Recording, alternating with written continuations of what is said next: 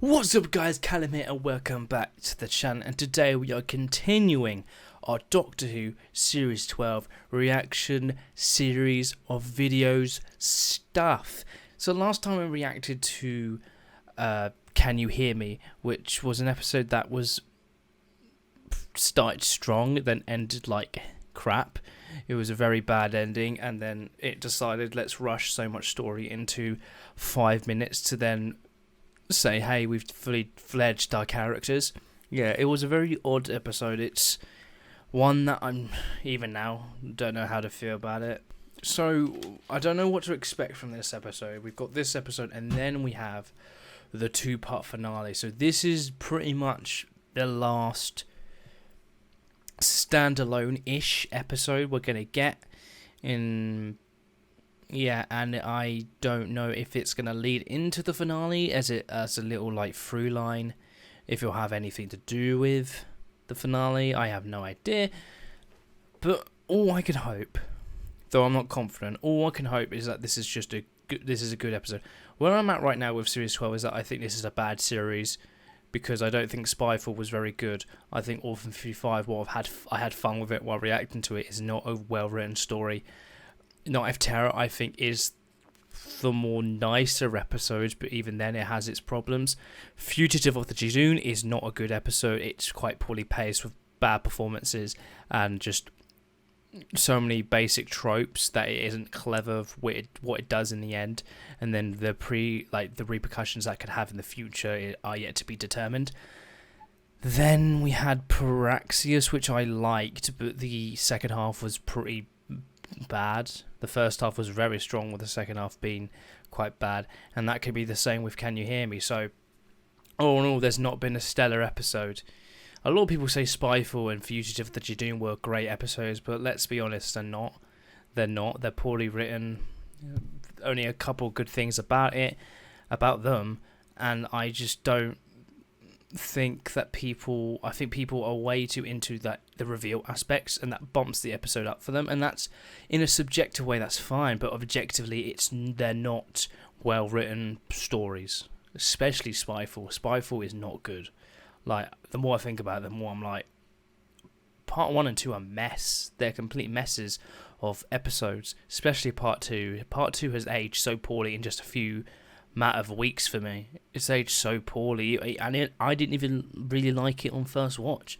But yeah, we've got this episode, The Haunting of Villa Diodati, and then we've got 2 episodes left which have been officially named. You've got, I guess actually no, I won't say, because people will probably want to go in blind, and a lot of people complained on my Fugitive of the Jejune reaction that I spoiled stuff, even though I think I'm allowed to kind of address rumours, because then they can turn up to not be true, because it's out there in the public, and I like just having discussions about the future of the show, you know, unless you think I'm just a narcissist or I'm just hating on the show for no reason. I don't know, some people say that when they're wrong.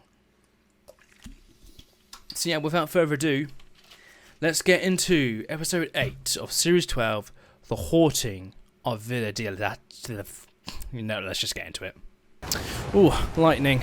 Oh, God, don't remind me. It's been, in England right now, it's been raining like hell the last couple of days, and it's just been awful. We want some nice ghost stories. Why are they setting us up as if these guys are like teenagers in the 21st century? I like how they're making fun of the trope, yet still playing into the trope. I mean, you know who it's going to be. It's going to be the Doctor, and it's going to be Yaz and Ryan and Graham. It's kind of obvious. Oh wow, what a shocker. Oh my god, it's almost as if it's really predictable. Here we go, lads. Basically, this is the penultimate story of the series, so for me, it's its last chance to at least try to win me over, because it hasn't. I don't think Series 12 has been good. I think Series 12 has been bad. And this is its last chance before the finale story to really get me hooked into it. Oh, this isn't co-written by Chibnall, so actually it might not lead into the finale. Oh my god, the Doctor has a costume. How nice. How long has it been since the Doctor's had like a costume? I was trying to get them back on track. Something's wrong here. What makes you think they're off track? 1860, Byron challenges Mary Polidori and Percy Shelley to come up with the ghost stories. What the hell? Oh. It's a hand. Oh. Oh. Okay. That's a bit interesting. My person's a bit different. Oh, is he as actually attracted to the Doctor? What? Is that what they're insinuating? Or is it going to be a twist and it's actually going to be Ryan? Ooh, the hand. Spooky, spooky hand. I should practice more. But I confess, I prefer to write. Even though my efforts are weak, I could never hope to match the achievements of my parents. Your nan would say stick with it. Man, she already seems way more interesting than Ryan. Like, when you put them side by side and where they talk, Polidori, no heat. the woman seems so much more interesting Sleep. than Ryan. And Ryan's been around for nearly 2 seasons. Doing that. Splendid. They're trying so hard for this to be spooky, but it's not that scary at all. Granted, it has just started, so... Mrs. Shelley. But this is... Only if wait. Fletcher, you will be my second. I like the butler. He's the most interesting character out of this lot. Oh no, spooky hand! He likes the Doctor. Nothing abnormal. This is interesting. This is a story that I think we all thought was going to come. That a male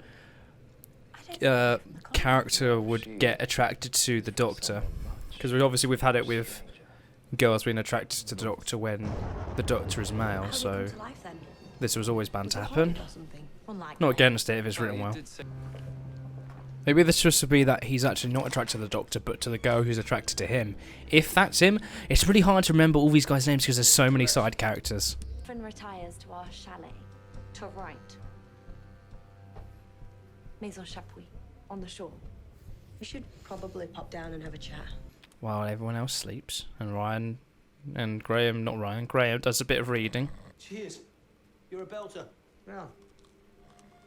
Babysitting duty. Yeah. It'll be no trouble now, though. Dead to the world.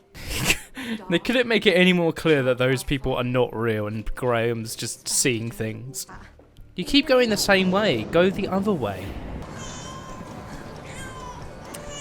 It really is like being in Britain. The wind here has been crazy if you've been living in the UK the last couple of days. The hell is that? Is that the Casavan? Can you hear me? Huh. Well, that's a development. Dead people. I see dead people. I can't. Oh my god, it's so scary. Your voice, Doc. Oh my god, is that the same clock from Go on the Fireplace? Because it looks the same. Hi. Really, just Doctor is fine. Have a look, Doctor. Quite lovely in a crisis. No, you may not. If you're going to be attracted to the Doctor, why do you have to be the most uninteresting one? What's this too? It's a perception filter, so just clear your mind. Being deceived. So they're actually in the house, but it's flipped, you know. They never really used like a perception filter as like a weapon against them. I don't get it. It's only be used as like keys and just obviously the TARDIS and stuff. I have a theory, but I'll say it if it actually comes into fruition. I think I know what it is. It's a Cyberman. It's a lone Cyberman. Hey, the lone Cyberman. Again though, it's not written by Chibnall as well. Ooh. It like moves around more. It's very odd. I like that. I like it though. Where are you going? Soulless shells. No feeling, no control, no way back. I will not lose anyone else to that. Do not follow me. It's very interesting. There's a very different way of using the Cyberman because they're. Oh god, this is. Oh, I don't like this. This is like it's like a. Because the Cybermen are normally used as like a crowd of Cybermen. They're not a singular thing. So this is very different from what I can appreciate what they're doing because they're trying to do something different with the Cybermen. Oh, that's kind of dark. That's really dark. It just snapped her neck like that. Unlimited external power source. Okay, you don't need to say it. We understand that it's just using it for power. This is what happens when I just feel nothing for this series. Like, if this was in another episode, or another series, sorry, under a different showrunner, I would be way more invested in it. But because I don't care about these characters, I couldn't care less. Alive. Like quicksilver. What is it? To study it more closely. Oh god. I mean, I would be freaking out more if it was going into my veins. Oh, okay. No one could see me. It hid Right. itself in- I see. and hid me Okay. within the villa. And when Alien parasite. cyber technology, the knowledge of the whole cyber race, and AI. Yeah. Ah. Everything about the Cyberman inside his head. That's got to be insane. Making clever. Very clever. Someone took it from the Cybermen, sent it back through time here in an attempt to change the future. In an attempt to protect it from that. And that's why you can control it. And billions will die. It's either you... If that stuff stays inside him. Shelley's only one life against all those others. Condemn him to death like that. I mean, yeah, he's not wrong. Ryan. His thoughts, his words. I mean, inspire and is influence Ryan thousands wrong, for though? centuries. If he dies now, who knows what damage that will have on future That, history? oh god, that is true. Death, one ripple, and history will change. Yeah, but then there's so many other deaths The that could future ripple will not be a world history. you know. At stake is yours. You wanna So sacrifice everyone's yourself, life against you want everyone's me to life. sacrifice you. You want to call it? Do it now, all of you. I really appreciate what Jodie's doing here. I really do. She's really trying. Yeah. Because sometimes this team structure isn't flat. Save the poet. Save the universe. Sometimes even I can't win.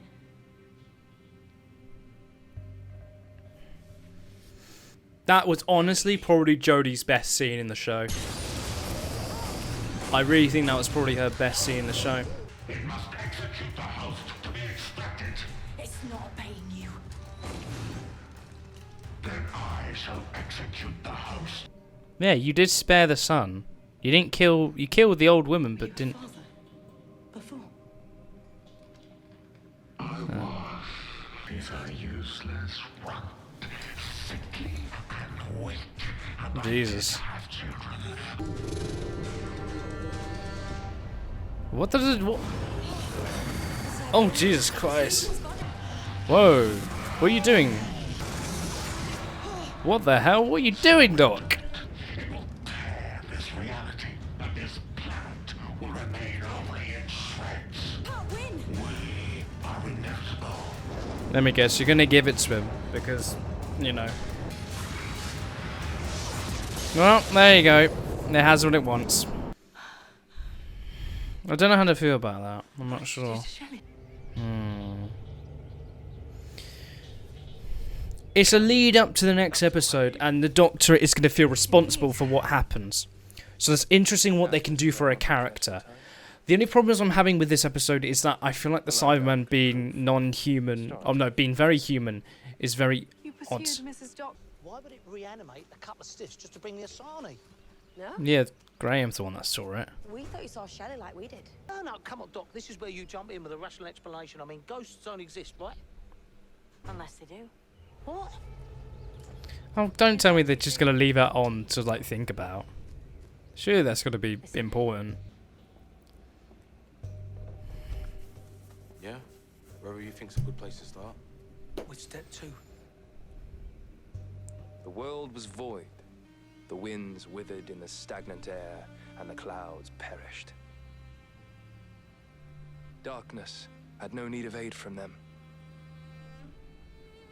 She was the universe.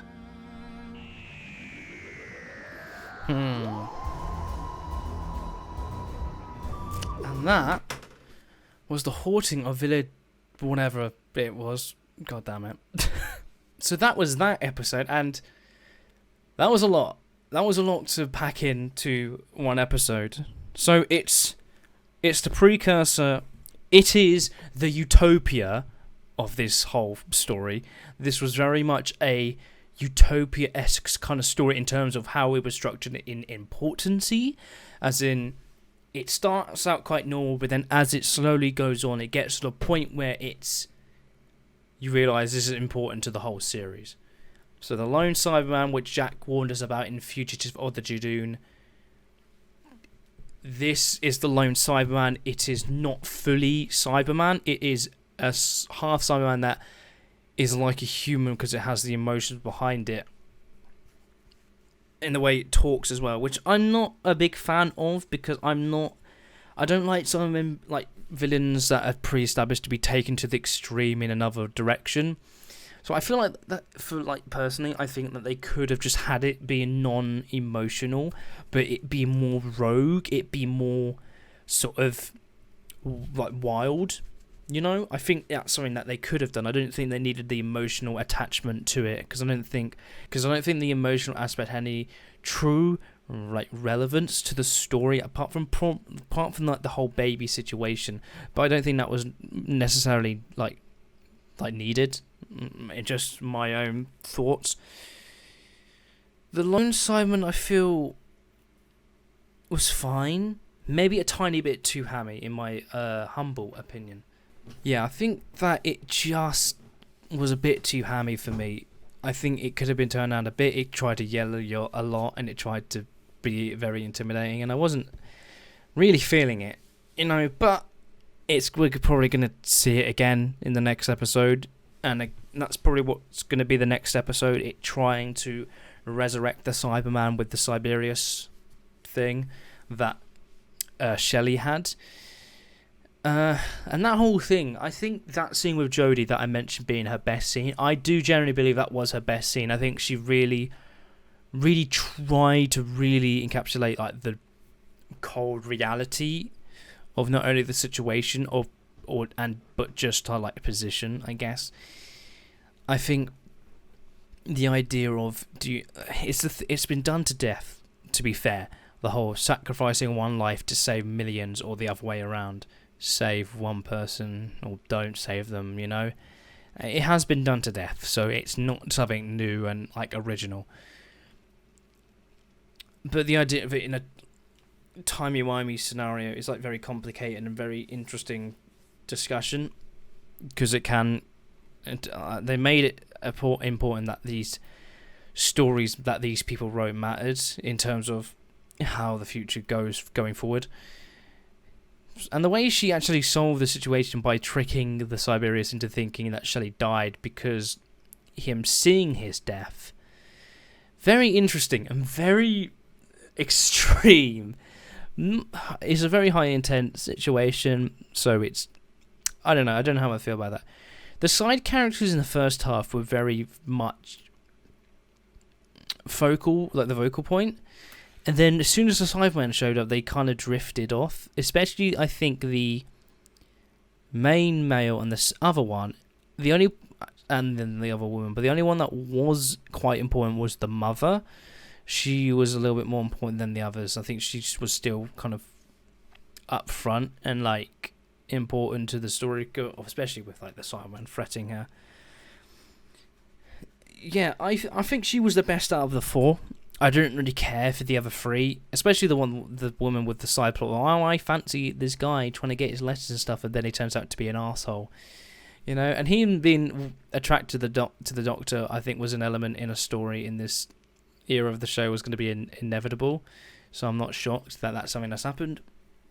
But of course, he turns out to be a dick. It can't just be that they just are nice or good person, and the Doctor just doesn't do relationships, you know.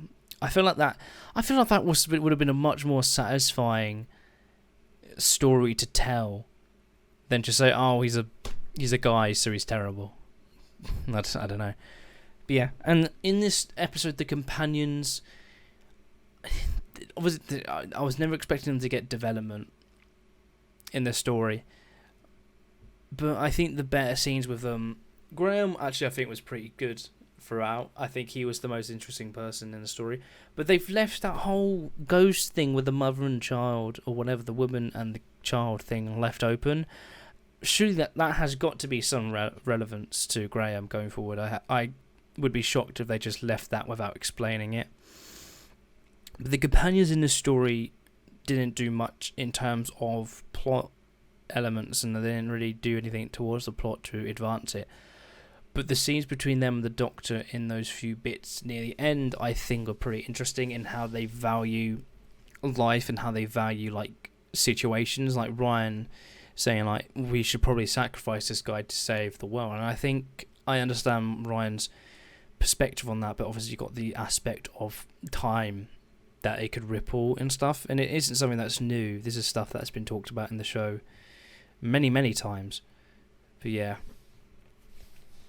and I do think this is probably Jodie's, even though she was still iffy in place, and I'm still not into a Doctor, I don't think I ever will be. I think her performance was actually good, and I think her best scenes were the Even I Can't Win. I think that was probably her best scene she's done in the show. Obviously that's not saying much, but I do think she really tried. I do really think she really tried in that scene, and throughout this whole episode, to be fair. So yeah, that was that episode. The whole haunted house aspect of it, I think, was interesting, and I think the whole perception filter thing was actually nicely done within the episode. I think that was actually quite interesting. It's a nice element that we know before, but it's actually using it within the plot itself to cause trouble for the characters. I think it leaning on the haunted house tropes at the beginning of the episode were kind of like, yeah, fine, I can forgive it for that. I'm not that bothered by it, but it's not original. It's God, it's interesting. I will say that at the very least. So it turned, and then as it went on, it turned not from a horror episode or a spooky episode, even though it wasn't that spooky at all throughout. It then turned into, this is a very important episode. It's a very important story because this contributes to the future of this series, the next 2 episodes. And I think it was pretty obvious the Doctor was going to give it what it wants. It's like, don't do this, but then because it's in a tough situation, the Doctor has to do it. You know, it's not that original, and it's not, and I'm not trying to be down on it. I'm really not. I'm just giving the reality of the situation. I think that it's a very, I think it was quite, not necessarily predictable, but it would have been too hard to figure out how this story was going to go. Like, I think it was pretty obvious how it was going to go. You would trick it out. The weird thing was putting it in the Doctor. Why not just them grab it? I don't know. I guess they want to have the whole thing where the Doctor has made this, but then you would have got that anyway because she tricked Shelley's, the Siberians within Shelley to come out, so that was still on her. So I don't really think they needed the aspect of her physically giving it to her within her own body. You know, I think that was a very odd way to structure it, but it achieves the same thing, so I guess, yeah.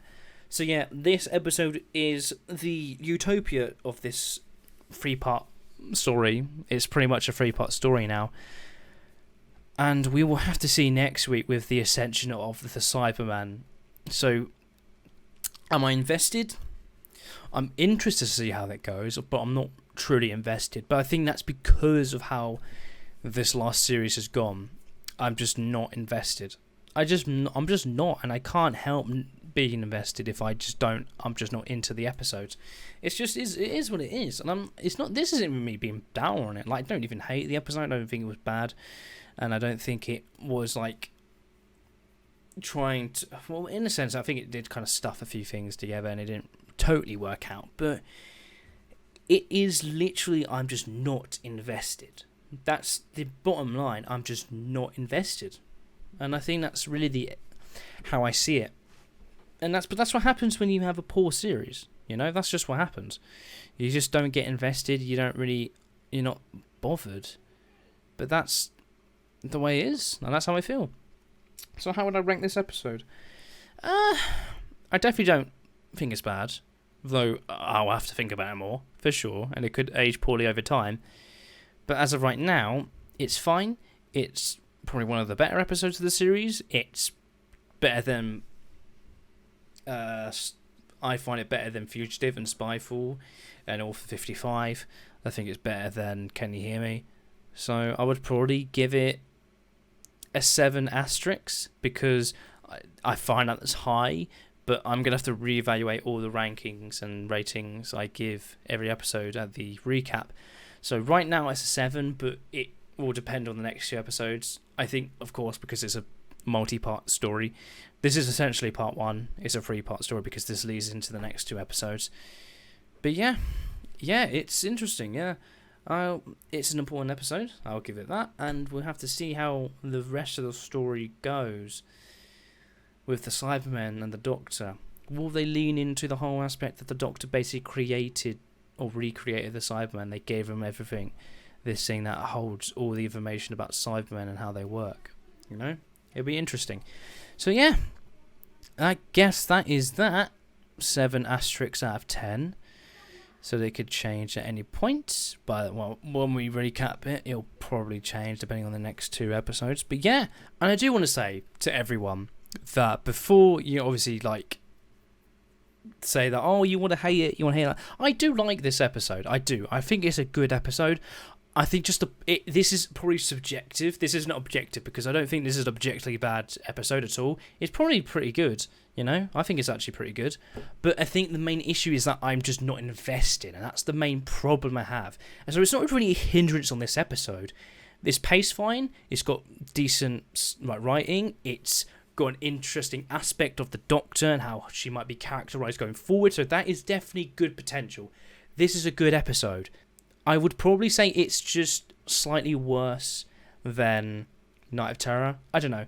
I think, honestly, it may be to do with my investment, because I think the main problem I have is just I'm not invested. So maybe this is like a really, really good episode, but subjectively I'm just not that invested in it. So that is honestly could be me. So if you love this episode, if you think it's a classic, or if you don't like it, that's completely fine. Honestly. So I'm more than willing to, over time, think this is a great episode. But it obviously does depend on the next 2 episodes. But I'm thinking about it more now.